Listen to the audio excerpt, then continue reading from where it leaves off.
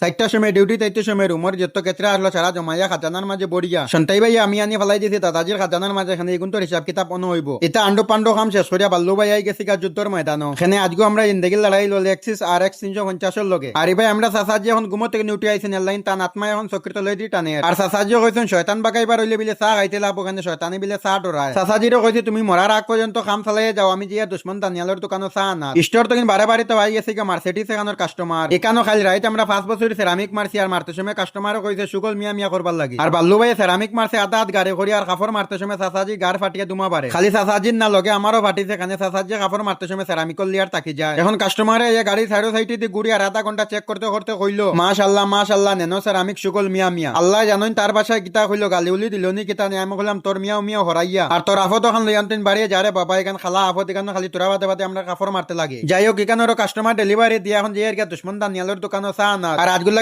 Video শেষ করে please like করলো সাবস্ক্রাইব করে গরিবের সাথে থাকবেন। দেখা হবে পরের ভিডিওতে।